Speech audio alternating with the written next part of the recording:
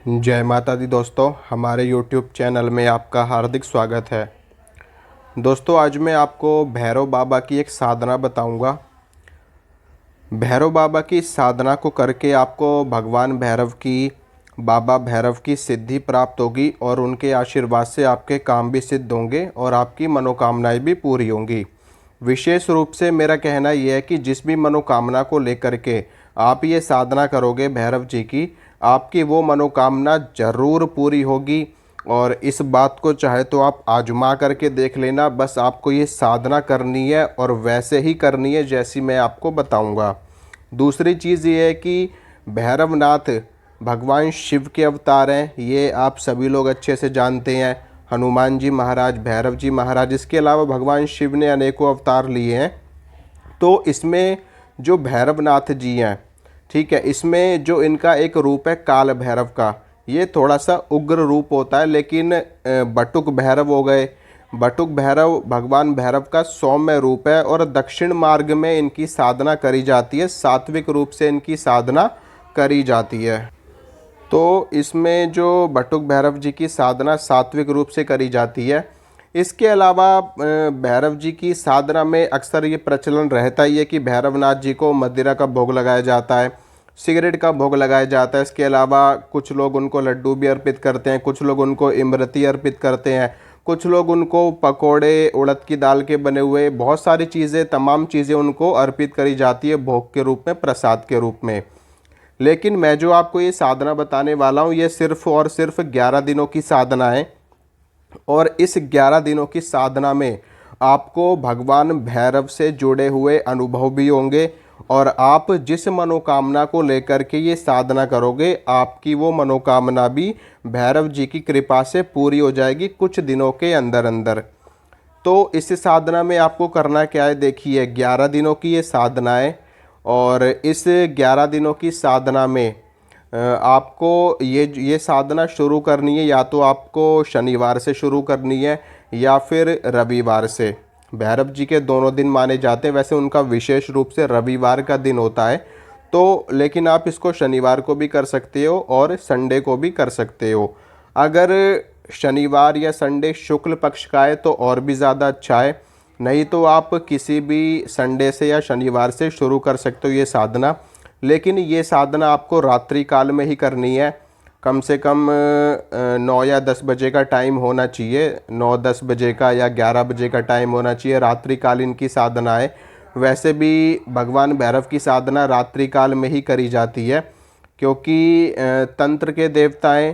तंत्र के अलावा भक्ति भाव से भी इनकी साधना लोग करते हैं, लेकिन मुख्य रूप से इनका इस्तेमाल तंत्र में ही किया जाता है भैरव बाबा का।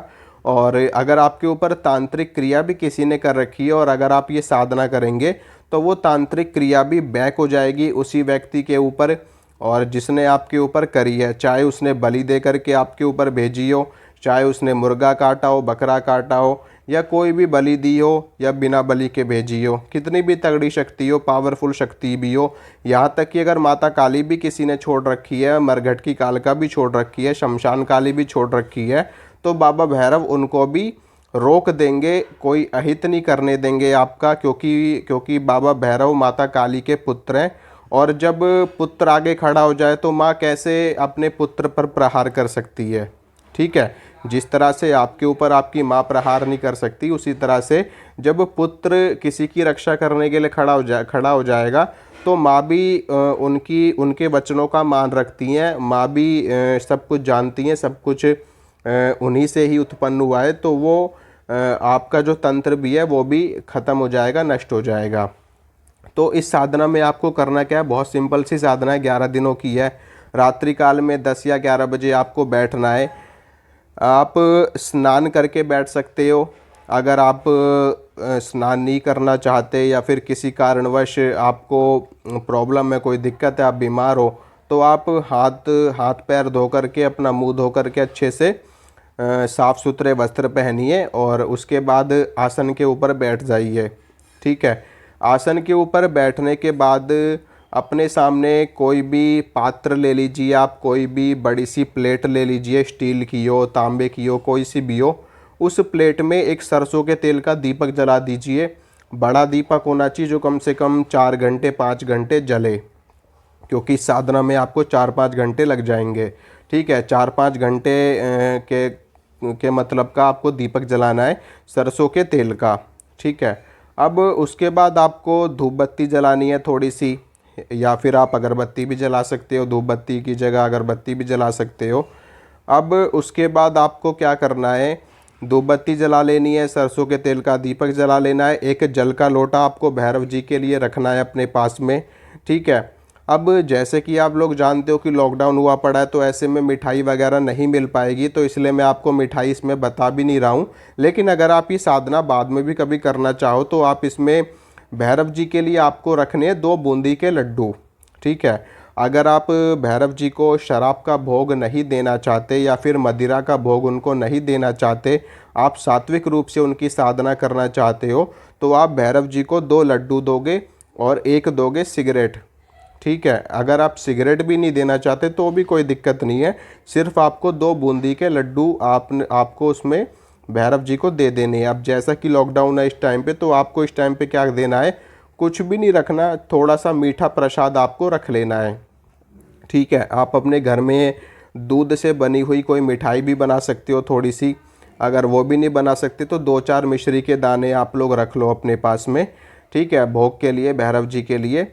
और उसके बाद सबसे पहले आपको संकल्प लेना है, आप ये साधना किस पर्पस से कर रहे हो, आपकी क्या इच्छा है, क्या मनोकामना है आपकी, आपको संकल्प लेना है। संकल्प मैंने कई वीडियो में बता रखा है आपको। ठीक है, कैसे कैसे करना है, क्या क्या करना है, उसमें आपको अपना नाम बोलना होता है, अपने पिता का नाम बोलना होता है, अपना गोत्र बोलना होता है, और फिर उसके बाद किस पर्पस से आप कर रहे हो वो बताना होता है। और उसके बाद इस साधना में आप कौन से विधान का चुनाव आपने किया, यानी कि किस चीज़ का पाठ कर रहे हो, किस चीज़ का जाप कर रहे हो, वो चीज़ बतानी होती है। तो ये सारी चीज़ें आपको बतानी है संकल्प में। संकल्प लेते वक्त अपने हाथ में आप अक्षत रख सकते हो, यानी कि चावल साबुत, थोड़े से पुष्प रख सकते हो, पुष्प ना हो, अक्षत ना हो, कुछ भी ना हो, तो हाथ में खाली 11 रुपये ले लो और वो 11 रुपये लेकर के मुट्ठी बांध लो और अपनी मनोकामना बोल करके भैरव जी को अर्पित कर दो। ठीक है, संकल्प लेने के बाद में गणेश जी का स्मरण आपको जरूर करना है, क्योंकि गणेश जी रिद्धि सिद्धि के देवता है, अगर उनको नहीं मनाओगे तो वो कोई चीज़ आपकी फलीभूत नहीं होने देंगे। ठीक है, तो गणेश जी का स्मरण करना है, कोई सा भी उनका श्लोक या कोई सा भी उनका मंत्र आप पढ़ सकते हो। ओम गंग गणपतये नमः, ओम गंग गणपतये नमः, ओम गंग गणपतये नमः, इस मंत्र का जाप कर सकते हो 11 बार या 21 बार। नहीं तो ओम गजाननम भूतगणादिसेवितम कपित्थ जम्बू फलचारु भक्षणम उमासुतम शोक विनाशकारकम, ये श्लोक पढ़ सकते हो। नहीं तो गणेश चालीसा का पाठ कर सकते हो, कोई भी स्तुति गणेश जी की आपको थोड़ी सी कर लेनी है 2-4 मिनट की। उसके बाद भगवान शिव की स्तुति जरूर करनी है।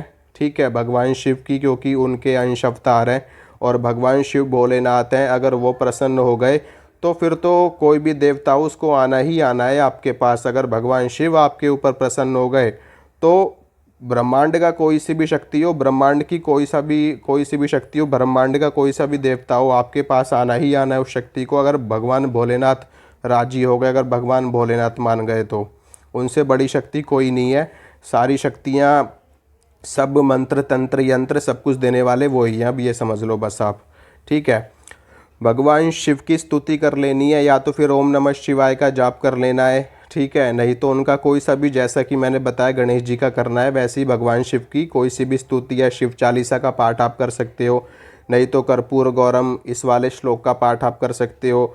उनका जो मंत्र है मृत्युंजय मंत्र, उसका आप जाप कर सकते हो, ओम त्र्यंबकम यजामहे सुगंधिम पुष्टिवर्धनम, ये भी आप पढ़ सकते हो। तो कोई सी भी स्तुति उनकी पढ़ लेनी है। उसके बाद आपको माता काली का थोड़ा सा, माता काली की भी स्तुति करनी है, क्योंकि काली के लाला हैं भगवान भैरव जी, शिव और शक्ति के पुत्र हैं। ठीक है, आप ये कह सकते हो, ये मान सकते हो। तो थोड़ी सी स्तुति माता काली की कर लेनी है। माता काली के लिए आप नवारण मंत्र का थोड़ा सा जाप कर सकते हो। नहीं तो आप हृदय से प्रणाम कर सकते हो तीनों देवताओं को।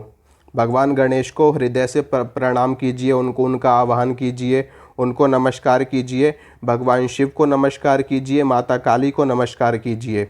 उसके बाद माता काली, माँ दुर्गा को भी नमस्कार कर सकते, क्योंकि भैरव जी हर देवी के साथ रहते हैं।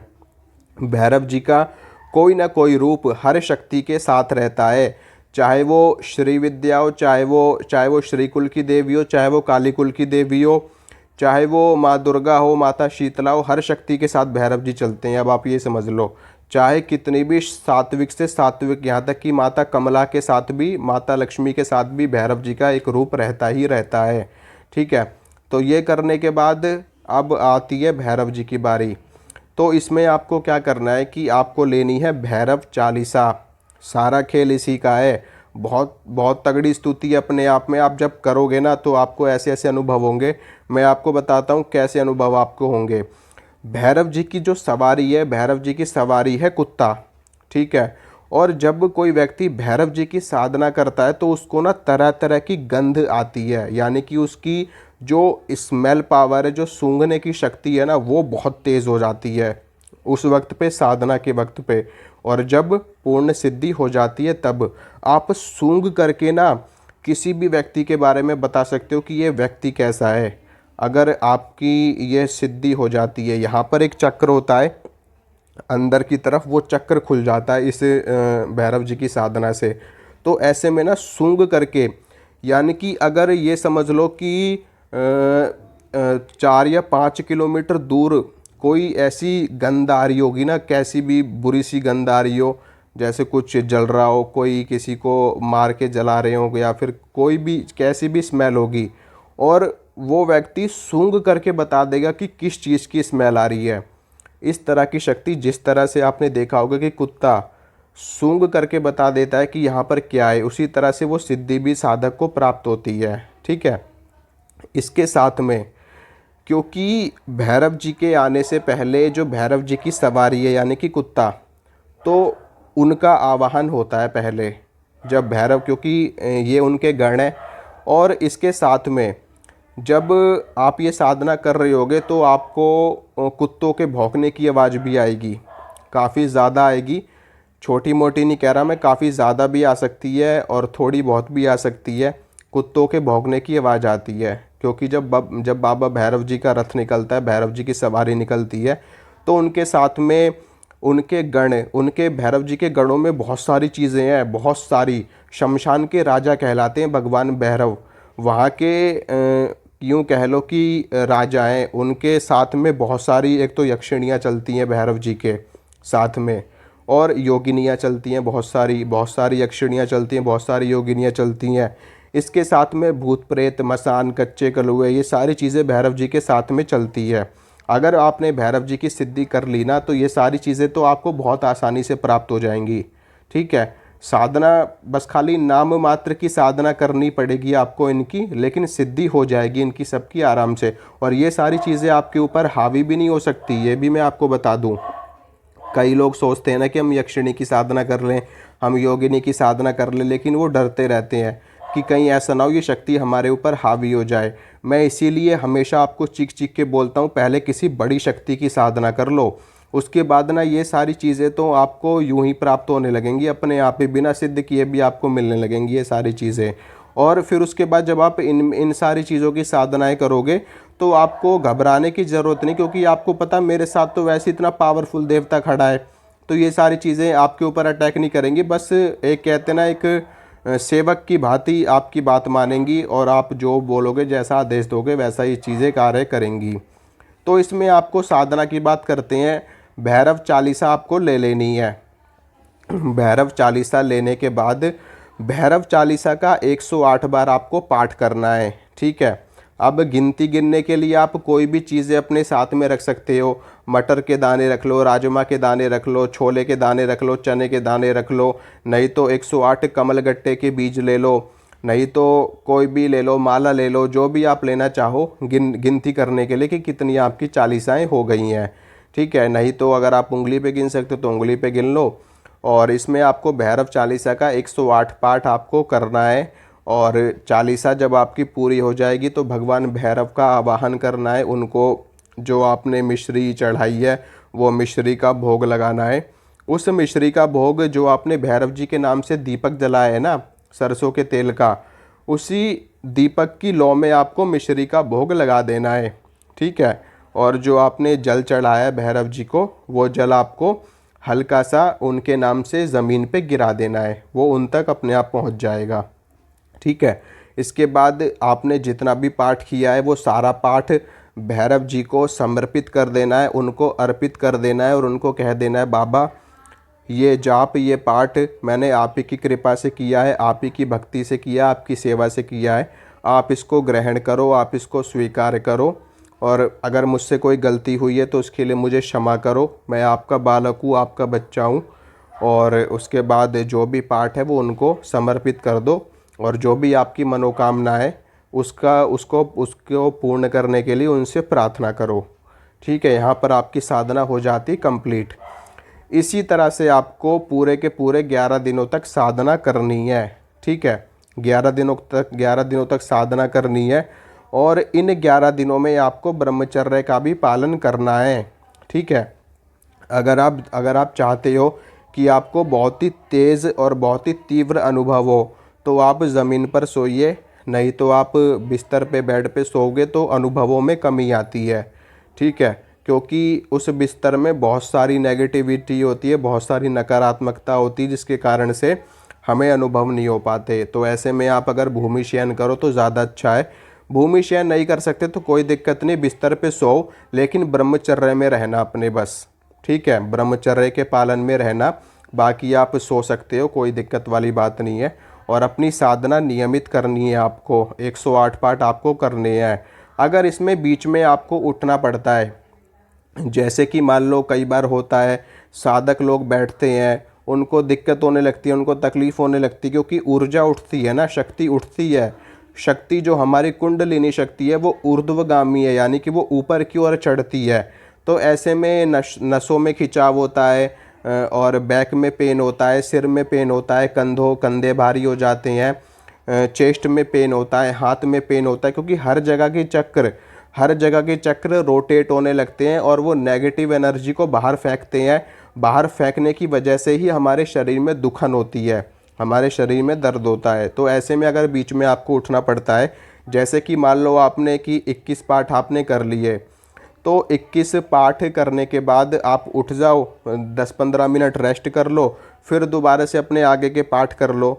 फिर अगर उठना पड़ता है तो फिर उठ जाओ, फिर रेस्ट कर लो, फिर पाठ कर लो। टोटल आपको 108 पाठ करने हैं, ठीक है। तो ये है साधना और आशा करता हूँ अगर आपको अच्छी लगेगी तो लाइक कर देना और चैनल को सब्सक्राइब कर लेना, ताकि जो भी वीडियो डालूँ उसकी नोटिफिकेशन आपको मिल सके, ठीक है। ये जानकारी है, अगर कुछ भूल रहा हूँ तो बहुत सारी वीडियो बनाई है मैंने। कई बार होता है कि कुछ चीज़ें माइंड से निकल जाती हैं, ठीक है, माइंड से निकल जाती हैं, लेकिन मैंने बहुत सारी वीडियो बनाई हैं साधनाओं के ऊपर, तो हर जगह से आपको कुछ ना कुछ इन्फॉर्मेशन ज़रूर मिलेगी। और मुझे इतना तो पता है कि जो भी व्यक्ति, जो भी साधक मेरे चैनल की एक एक वीडियो देख लेगा ना, तो इतना तो आपको गारंटी के साथ कह रहा हूँ कि 70% या 80% तो वो साधक वैसे ही बन जाएगा। अगर मेरी बताई हुई चीज़ों पे अमल कर लेगा, काम कर लेगा, तो बहुत सारा ज्ञान आप लोग को वैसे ही हो जाएगा, ठीक है। तो आप लोग देखिए और वीडियोस, वहाँ से भी आपको बहुत सारी चीज़ें मिलेंगी देखने को। तो चलता हूँ दोस्तों, मिलूँगा फिर अगली वीडियो में किसी और साधना के साथ। जय माता दी।